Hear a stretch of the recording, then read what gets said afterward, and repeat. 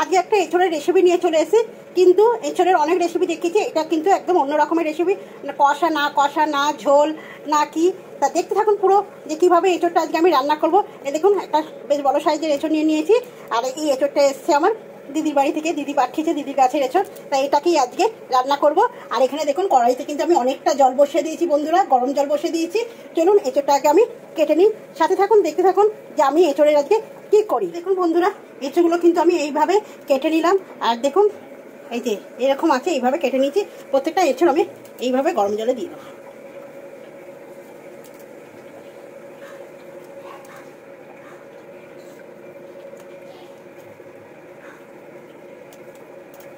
আমি পুরো এঁচড়টা করলাম না, মানে এইটুকুনি করলেই হয়ে যাবে বন্ধুরা, ওই জন্য যতটা দরকার ততটাই নিলাম। আর এর মধ্যে দিয়ে দিলাম অল্প একটু লবণ, ব্যাস দিয়ে কিন্তু এবারে এই যে ঢাকা পড়ে গেল। বন্ধুরা এঁচড়টা কিন্তু বেশিরভাগই কমপ্লিট হয়ে গেছে। এবার কিন্তু আমি একটা আলু দেবো।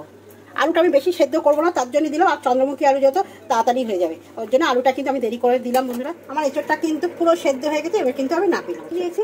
নিয়ে এবার চলুন আমি একটু করে এবার এঁচড়ের খোলাগুলোকে ছাড়িয়ে নিই সুন্দরভাবে। গায়ে আঠাও লাগলো না হাতে, এঁচড়ের আঠা লাগলে পারে ছাড়ে না বন্ধুরা, তাই আঠাও কিন্তু আমার হাতে লাগলো না এক ফোঁটা, এইভাবে করে নেওয়ার জন্য। আর এঁচড়ের খোলাটা ছাড়াতেও কিন্তু খুব সুবিধা হয়। অনেকেই কিন্তু এঁচড়ের খোলা ছাড়াতে খুব অসুবিধা হয়, যেমন আমারই প্রথম বিয়ের পর কিন্তু এঁচড়ের খোলা ছাড়াতে আমি পারতাম না, আপনাদের দাদার আমাকে ছাড়িয়ে দিত, এত শক্ত। তা চলুন বন্ধুরা, এবার আমি এঁচড়ের খোলাগুলো কত সহজে আমি এঁচড়গুলো একদম কেটে নিলাম, কোনো কষ্টই হলো না, কোনো আঠাও লাগলো না, কিছু না, একদম দেখতেই পাচ্ছেন কোনো আঠা নেই হাতে, এই যে কোনো কিচ্ছু নেই। এইভাবেই কেটে নিলাম চটজল দিয়ে এঁচড়। আর এইখানেই দেখুন এঁচড়গুলো কিন্তু আমি খুব সুন্দর করে পিস করিনি, সুন্দর করে পিস করার কোনো দরকার নেই, কেন এ তো কায়দায় যাবে। কড়াইয়ের মধ্যে একদম অল্প একটু মশলা দিয়ে দিয়েছি, দুটো লঙ্কা দিয়েছি, জিরে দিয়েছি, ধনে দিয়েছি, একটু মৌরি দিয়েছি, দিয়ে শুকনো খোলাতে বন্ধুরা একটুখানি হালকা করে মশলাটা আমি নেড়ে নেবো। এটাকে একটু দলাই মশাই করতে হবে, তার জন্য আমি এই যে ডাল ঘুগনি নিয়ে নিয়েছি, নিয়ে কিন্তু এই যে এইভাবে একটু থেতলে নেবো। এঁচড়কে থেতলাতে হবে, না থেতলালে হবে না। এই দেখুন এইভাবে পুরো এঁচড়টাকে আমি এরকম করে নেবো। আলু কিন্তু আমি করছি না, শুধু এঁচড়কেই কিন্তু আমি করছি বন্ধুরা। আপনারা বলতে পারবেন না যে আলুকে আমি থেতলেছি, শুধু এঁচড়কেই থেতলাচ্ছি। আমার এটা কিন্তু ভাজা হয়ে গেছে, আর এখানে কিন্তু এটাকে একটু এই যে দলাই মশাই করা হয়ে গেছে। চলুন এটাকে আগে নামিয়ে দিয়ে আমি কিন্তু যাতে রুটি করি বেলুন চাকি তার মধ্যেই নামিয়ে নিলাম, নিয়ে আবার আমি বসিয়ে দিলাম বন্ধুরা। দিয়ে কিন্তু আমি এর মধ্যে তেল দিয়ে দিলাম, তেল আমার গরম হয়ে গেছে। আর এখানে দেখুন এই মশলাটা কিন্তু আমি এইভাবেই করবো, খুব মিহি মশলা করবো না, তাই কিন্তু আমার চারটে বেলুনের মধ্যে দিয়ে আমি এটাকে একটু করে নিলাম বন্ধুরা। আর আমি যে রেসিপিটা করছি সেই রেসিপি কিন্তু এখন আমি নাম বলিনি বন্ধুরা, আগে দেখুন তারপরে শুনুন যে এটা কি।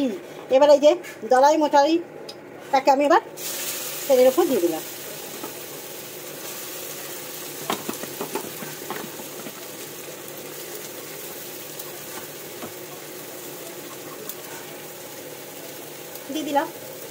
দিয়ে কিন্তু সেদ্ধ করার সময় আমি অনেকটা লবণ দিয়েছিলাম, তাই পরিমাণ মতো আমি একটু লবণ দিয়ে দিলাম, পরিমাণ মতো একটু হলুদ দিয়ে দিলাম। আর যেহেতু এঁচড় একদম নিরামিষ স্বাদের হবে, একটু চিনির দানা দিয়ে দিলাম টেস্টি আসার জন্য, পুরো টেস্টি হবে। দিয়ে আর এই যে মশলাটা দিয়ে দিলাম, এইভাবে কিন্তু আমি নেড়েছি একটা সুন্দরভাবে একটু তৈরি করে নেবো, পুর তৈরি করে নেবো। এঁচড়ের তো অনেক রেসিপি করা যায়, অনেক রকমের করা যায়, তা এইরকম একবার রেসিপি করে ট্রাই করে দেখবেন বন্ধুরা। নামিয়ে নিয়েছি, কিন্তু এখানে কিন্তু আমার এখনো আলু পড়েনি, এবার পড়বে আলু। আর আলুটা কেন হাফ করে আমি করেছি, এর জন্যই করেছি, ফুল সেদ্ধ করলে আলুর একটা আঠালো ভাবটা সেটা কিন্তু থাকে না বন্ধুরা। একটু হাফ সেদ্ধ করে এরকম ভাবে করে নেবেন, দেখবেন না একটা আলুর একটা আঠালো ভাব আসে। তাই কিন্তু আমি আস্তে আস্তে এইভাবে আলুটা পুরোটা, এই যে দেখছেন আলুটা পুরো এইভাবে করে নিয়েছি। আলুর আঠা কিন্তু খুব, এরকম করে আলু করলে আলুর ভীষণ আঠাই, দেখুন দেখছেন হাত থেকে কিন্তু ধরবে না, এত আঠা। এই জন্য হাফ একটু সেদ্ধ করে আপনারা যদি এইভাবে করে নেন, আলুর আঠাটা বেশ সুন্দর থাকে। আর পুরো সেদ্ধ করলে কিন্তু আলুর আঠা আপনারা পাবেন না, দেখছেন একদম কাঁঠালের আঠার থেকে বেশি মনে হয়। কোন আমি ওটা তো করতে আছি, আপনাদের দাদা এখানে কিন্তু আমাকে শাকটা কেটে দিচ্ছে, শাক রান্না হবে, দাদা ওই সবজিটা কেটে দিচ্ছে, আমি ওইদিকে করতে আছি দুজনে।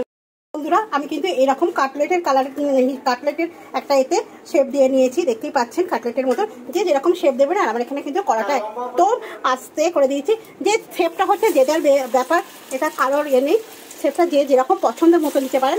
আর তেলটা কিন্তু একটু ডুবো তেলে রাখবেন, রেখে কিন্তু অল্প অল্প করে আমি ভেজে নেবো। হালকা সোনালি কালার করে কিন্তু আমি ভেজে নেবো।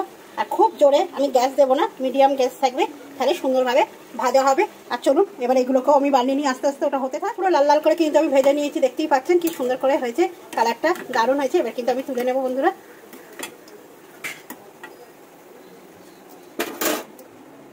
দিয়ে কিন্তু এইভাবে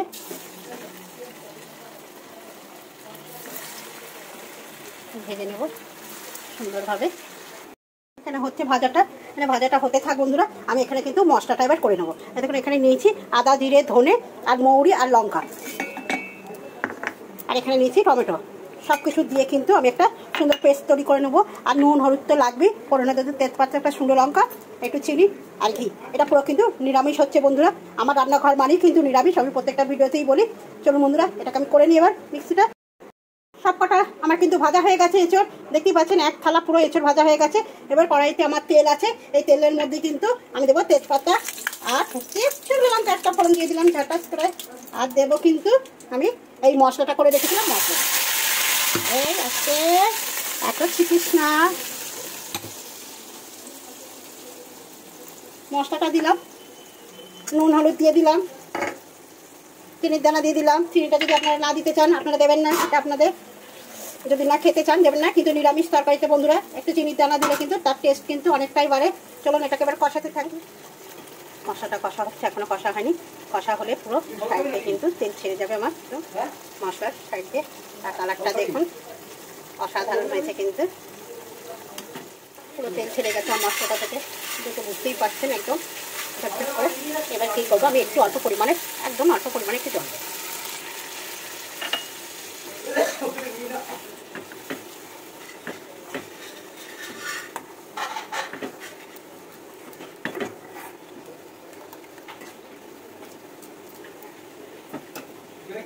এটা ফুটে গেছে, এবার কিন্তু আমি এগুলোকে সব দিয়ে দেবো এঁচড়গুলোকে।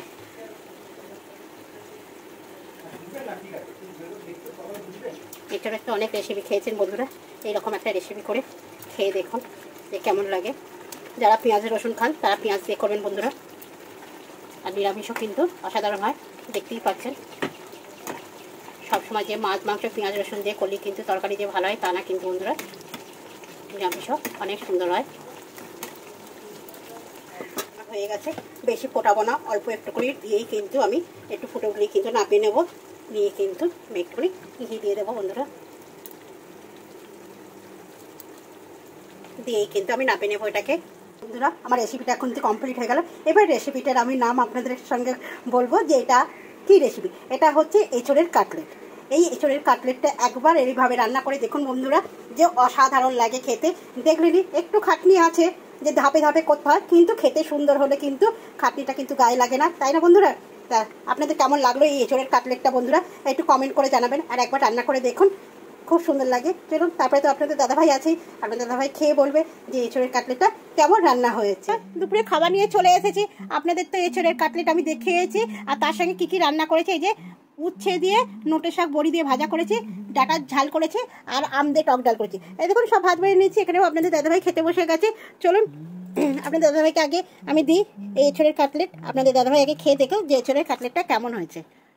পুরো যাচ্ছে যেন মাছের পিস। চলুন বন্ধুরা দাদাভাই খেয়ে দেখো যে কেমন হয়েছে এঁচড়ের কাটলেট, একদম মুখে দিলেই কিন্তু পুরো মিয়ে যাবে, একদম এত সুন্দর হয়েছে। দাদা খেয়ে বলুক কেমন হয়েছে এঁচড়ের কাটলেট।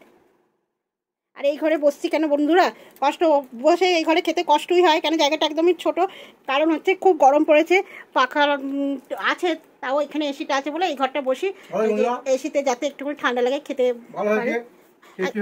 এবার দাদাভাই বলুক কেমন হয়েছে এঁচড়ের কাটলেট। ভালো হয়েছে, খেয়ে দেখবেন আপনারা, সুন্দর হয়েছে।